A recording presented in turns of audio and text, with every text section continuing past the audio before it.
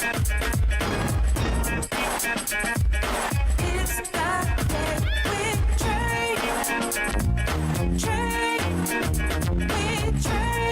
Trae, come on. It's the day with Trae. With Trae, come on. It's the day with Trae. With Trae, come on. It's the day with Trae. Pump it up, pump it up. Trae. Oh, come on, come on. With Trae. Pump it up, pump it up. It's the day with Trae. This is the day to gain inspiration, to make a positive change in the nation. We're inviting you to partake in conversation, to raise your vibration. It's the day that we will all celebrate all of our peace that make this thing elevate. Watch the negative fade away, cause it's the day with Trae.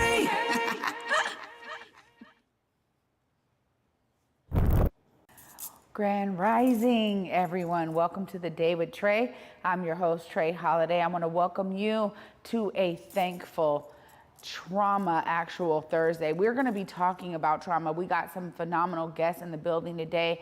Ashley McGirt-Adair joins me once again, a trauma therapist who's going to be talking about parents who are dealing with trauma. And later on in the show, we got Eleuthera Lisch, director of the Regional Office of Gun Violence Prevention. She is here to talk about their community resource guide. So in light of so much that's happened in our community recently, while we were celebrating and remembering reparations and the long plight for it yesterday, for Juneteenth, today we are reminded of so many in our community who have lost family members due to gun violence, and what we can do in the community to support those families and the community at large, because this is something that has truly been plaguing our communities. And so I'm so glad to have Ashley and Eleuthera here today. Of course, y'all know it is the top of the show, so it's the time for you to participate in helping us grow. Please share this show with folks who you feel could benefit from a daily dose of dopeness right here on The Day with Trae. And if you can't watch our TV show, we still have you covered. You can listen to us anywhere you find your favorite podcast. Just search Converge Media Network and The Day with Trae. You will find us on whichever platform is your favorite. Now, with such a serious and sincere topic, I'm so grateful. Up next, for my first guest, Ashley McGirt-Adair, who has been staying committed to the community in her practice as a trauma therapist. Welcome, Ashley. Thank you for having me. Yeah, this is something you and I started in some of the very first episodes of the Morning Update show, connecting and finding the ways that therapy really helps with so much that community is dealing with. When we think about what we're experiencing, and we just keep having this conversation, Ashley, I mean, what are some of those things that you find as, continued resources for community members and parents dealing with this trauma? Yeah, so we're continuing to have the conversation, but we really need to move from talking about it to actually moving into action and real solutions that can really solve the traumatic events that are continuing to happen in our community, because I'm continuously getting calls about gun violence in the community, other things that are happening, and so many of us are becoming desensitized to it, to where it's like really another shooting, another trauma. It's like, what's next? Okay, so how do we move? How do we navigate? And so some of those solutions are, of course, therapy. And I really appreciate this platform. Because of this platform, hundreds of individuals have reached out for therapy. And when they're completing those applications, they're check marking. They heard about it from Converge. They heard about it from Trae. They heard about it from Deontay. And so people who never knew that therapy was accessible for them have learned and navigated to this space of therapeutic healing because of this platform and because of the conversations that we're having.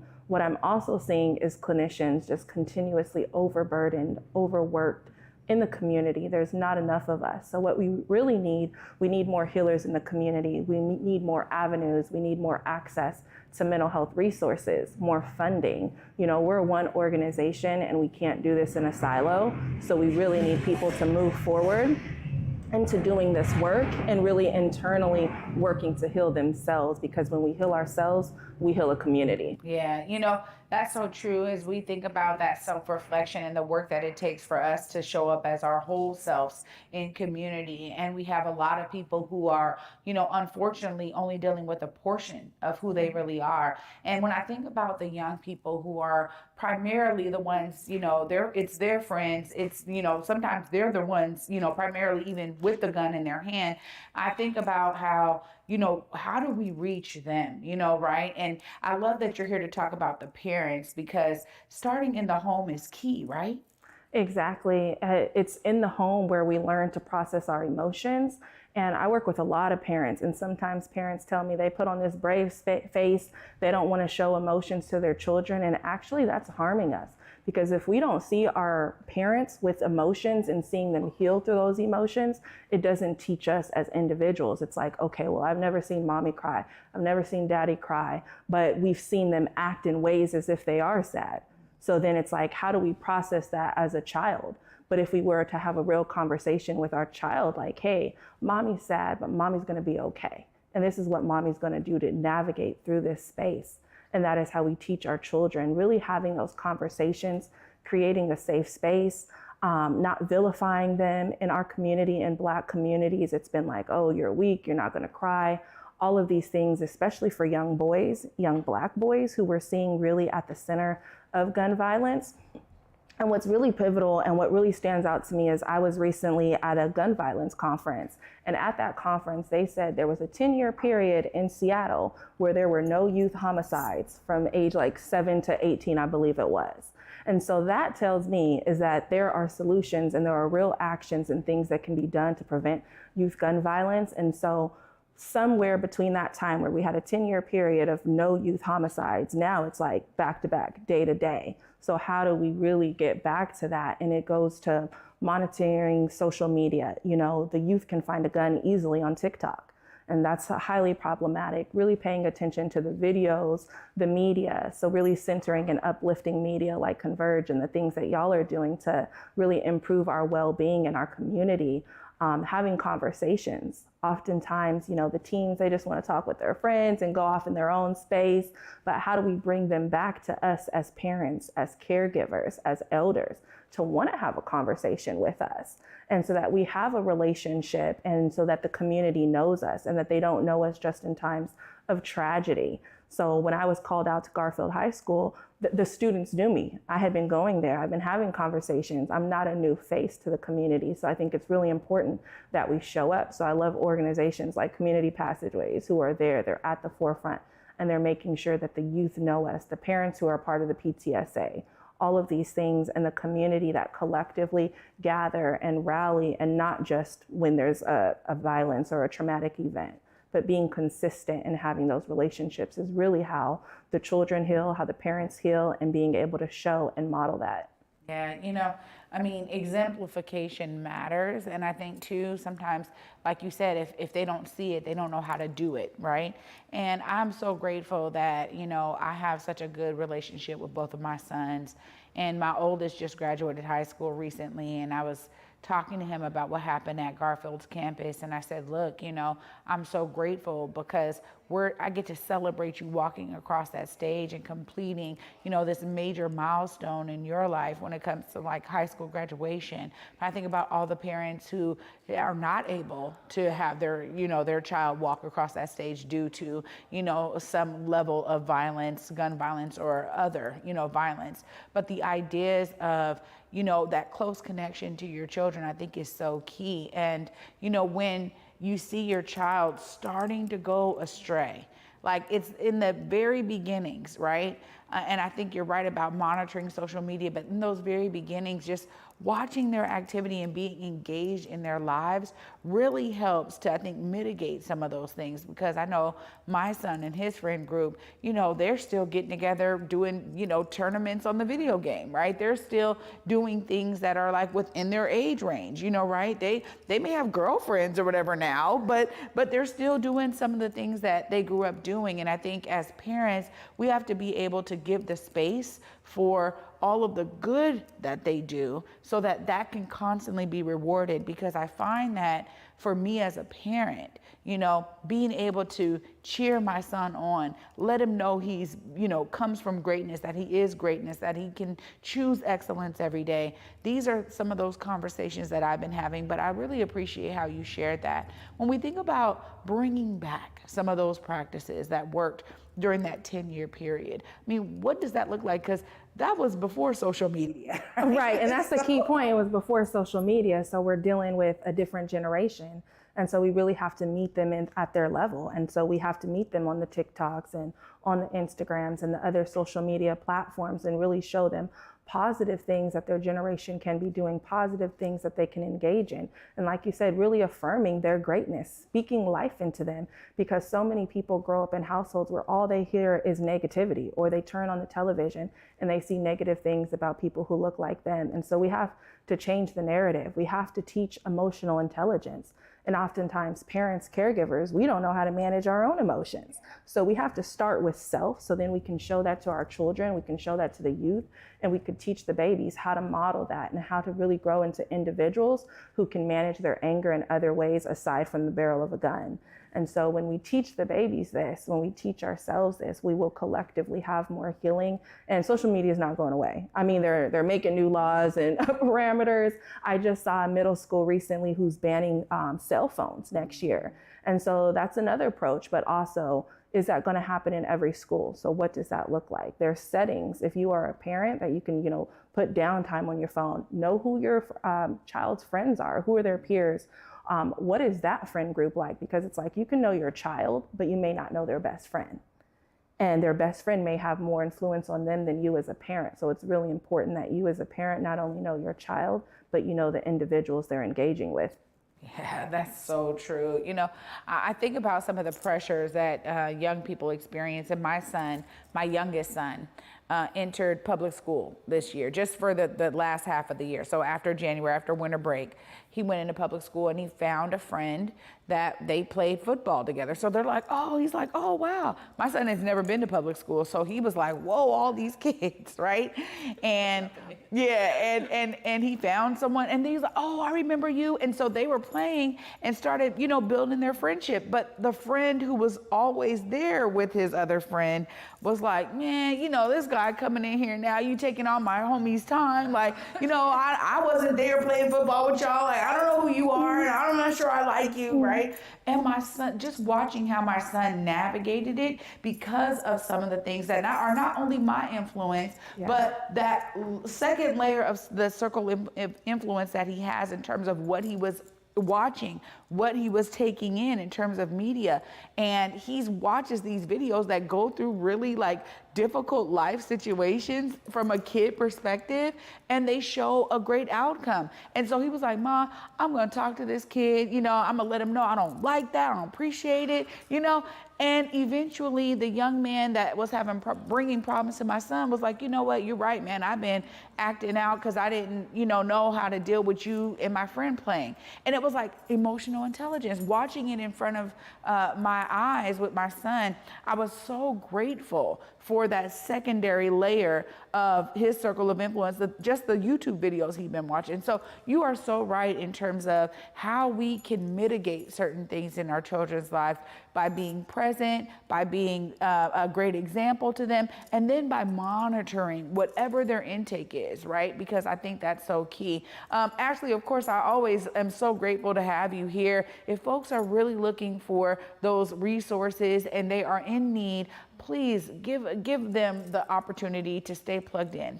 Absolutely. So you can connect with us at the Therapy Fund Foundation, which is www.therapyfundfoundation.org, where you can tap into free mental health resources from free therapy, mental health education, workshops, peer support, because we recognize that healing doesn't always have to come from a licensed professional, but there's other individuals who've lived through those experiences. We offer tuition support to increase the number of Black clinicians in this field.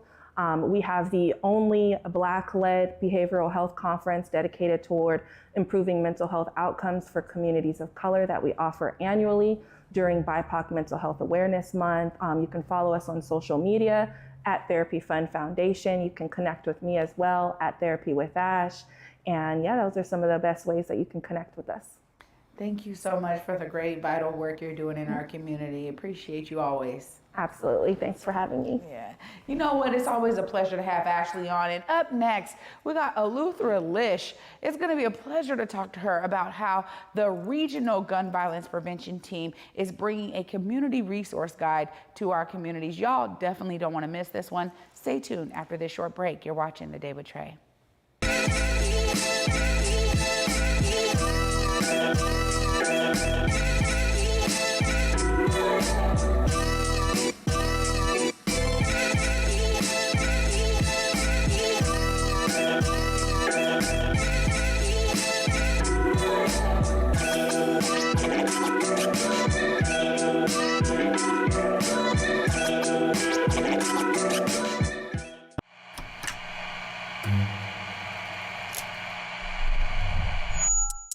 Hello, welcome to Elite Insights with Carlos Imani. We're looking to offer an in-depth look at event production industry through the lens of client experiences and joint successes.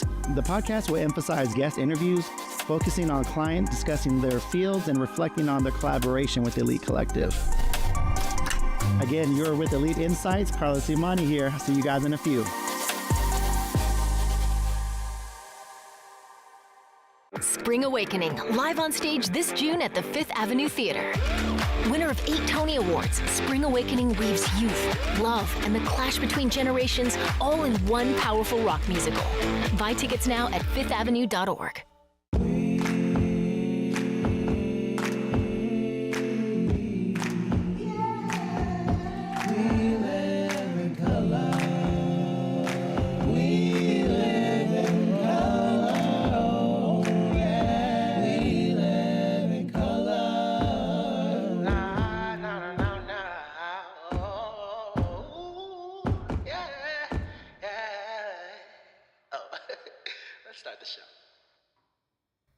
Welcome back, everyone, to The Day with Trae. I'm your host, Trae Holiday. Joining me right now is Eleuthera Lisch. Hi. How are you? You know, I'm all right. Glad to be here with you today. Yeah, I'm so glad to have you here. I mean, when we talk about the Regional Office of Gun Violence Prevention, just give us a background on this office and the work y'all are doing. Thanks for asking. So the Regional Office of Gun Violence Prevention, unfortunately, is necessary because gun violence as a public health issue is affecting all of us. And the impacts of gentrification that have displaced folks all over the county have necessitated that the work grow beyond the great work that happens here in the city of Seattle to make sure that all the folks, wherever they are, have access to supports.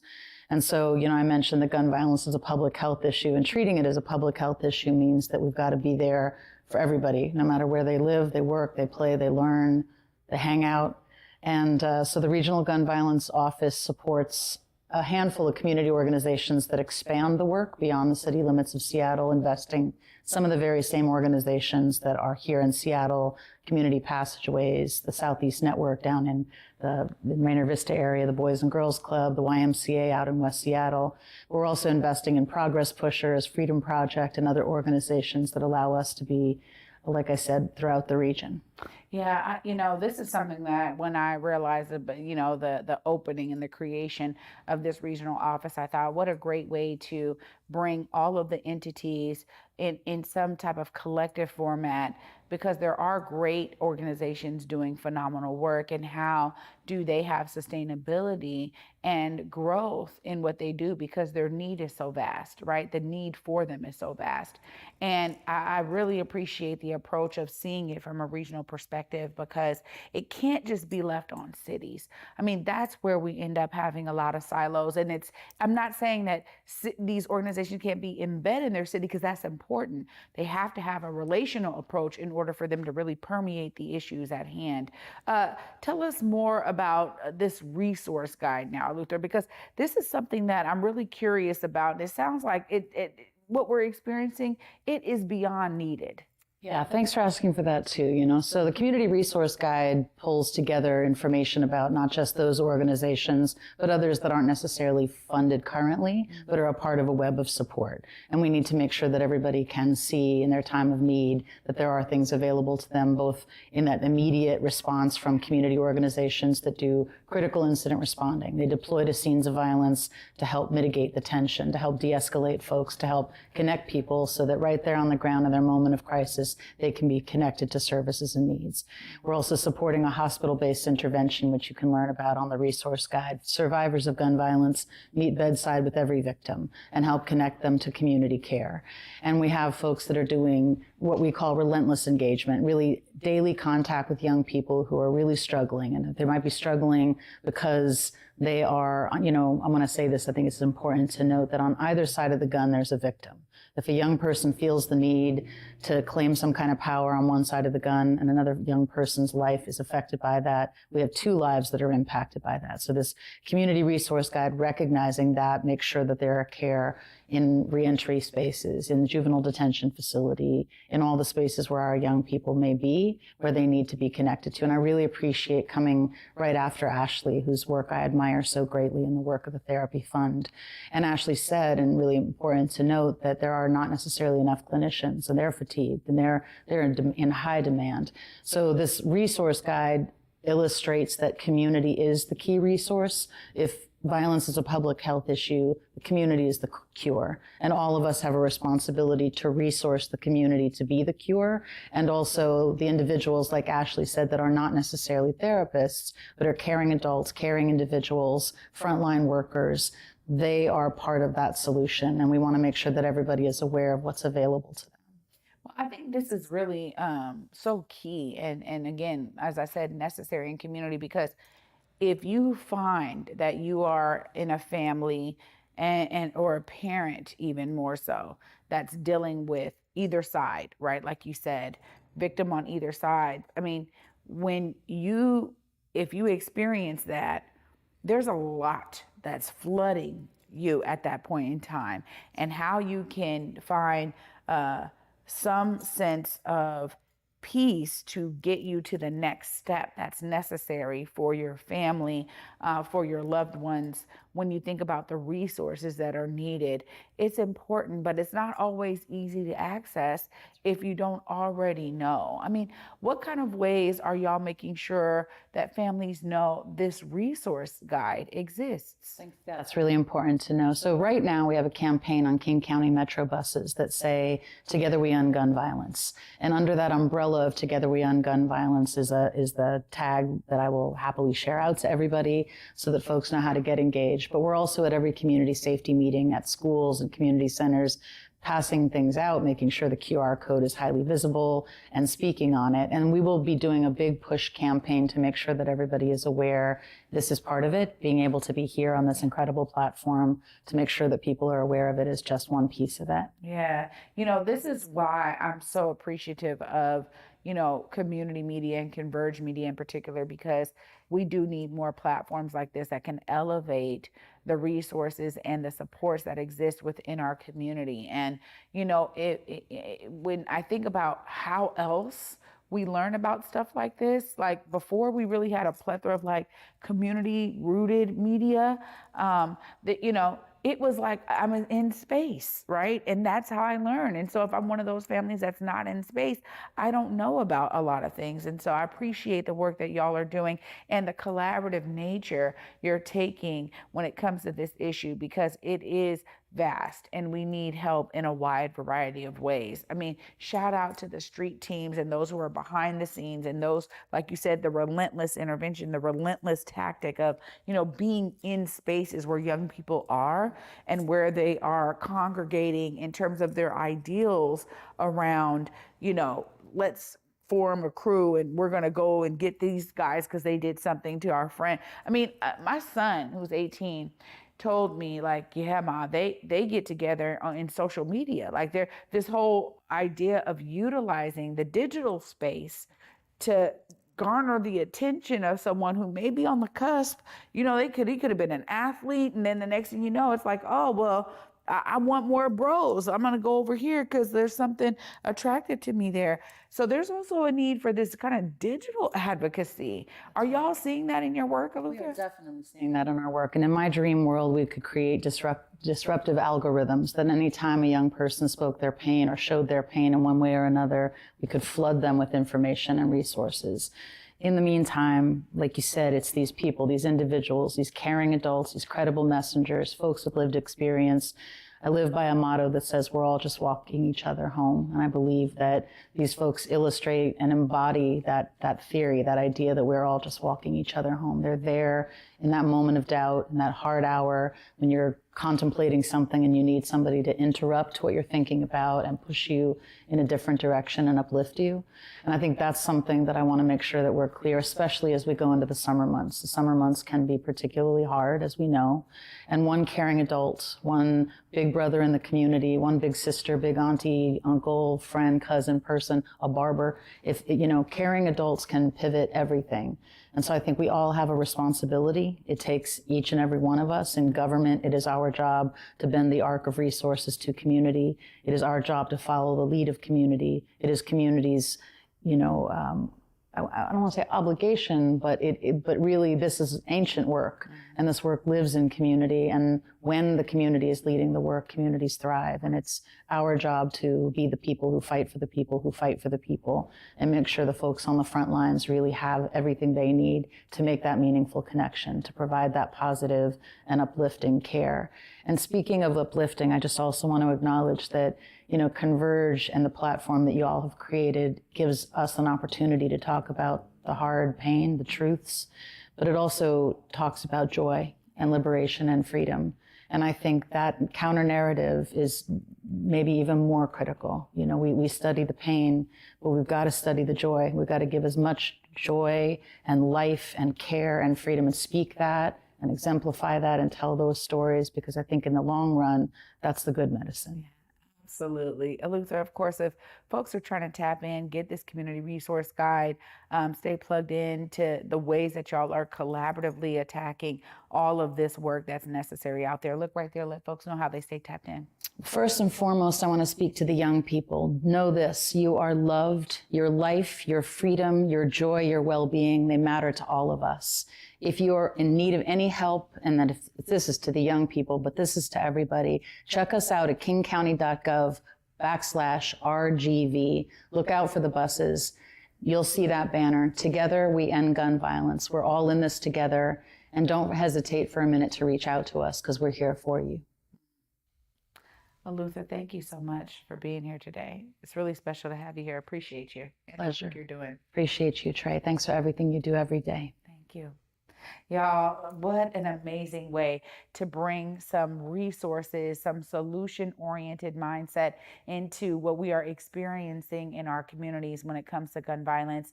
Of course, I'm going to wrap all this up right after this short break. Stay tuned. You're watching The Day with Trae. You on my mind a lot. Don't need no time watch. I don't know how I got you in my pocket spot. Yeah, that's babe. Need you every day. You seem like the barging down. Got my heart no barging in. From the to the floor to the couch. Might wake the neighbors up. Break you in and break you out. In the end, we gon' make a child. Then we gon' hit the show. Part 2, we don't need no pause. Miss me, we gon' get tipsy. Don't need a power slide. Copy my steel. Face the fact that copy my steel.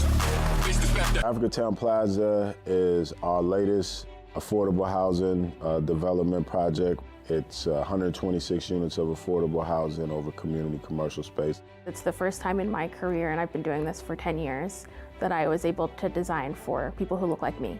Africatown Plaza is a beacon of hope. Africatown Plaza is a love letter to the community.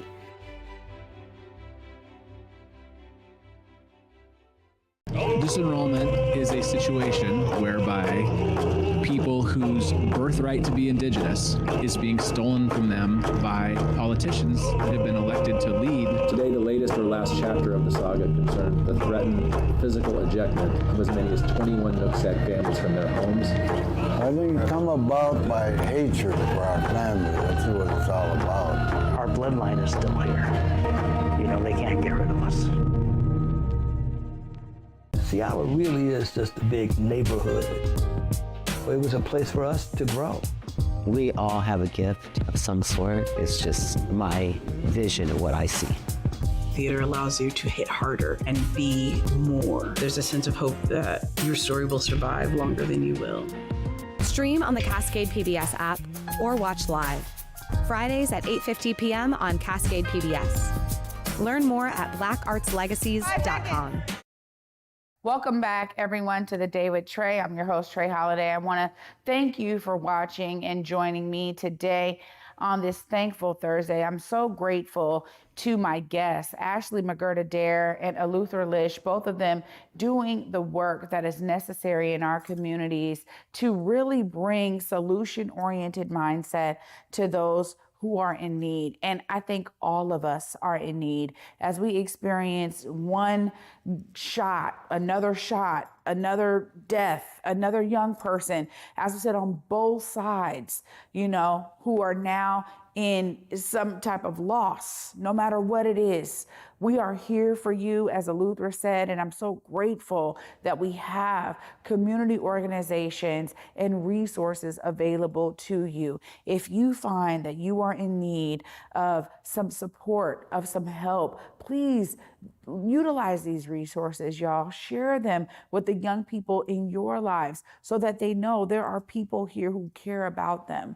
Let's demystify this idea that I can't help you if I don't know you. Let's demystify that, because there are great people in our community who may not know you, young person. Yes, I'm talking to you just in case you are watching or somebody you know wants to send you this clip. Just know that there are people that you don't know who care about you and your life and your future, and they want to help you secure your future and your success. Please reach out to the Therapy Fund Foundation. Please reach out to the Regional Office for Gun Violence Prevention. Get that community resource guide in your hands. Let's make sure that those who are in need the most, which right now is a lot of our young people, let's make sure they have these resources, y'all, at their disposal so they can put down the violence and pick up the things that they need in their lives to thrive.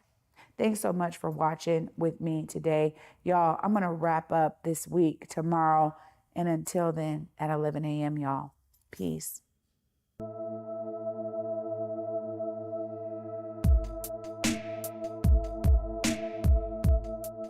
Converge Media produces culturally relevant content for Black and urban audiences.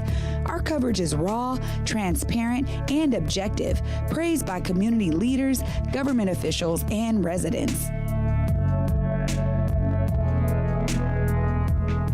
Support Converge Media today via Venmo, Cash App, or PayPal at Converge Media.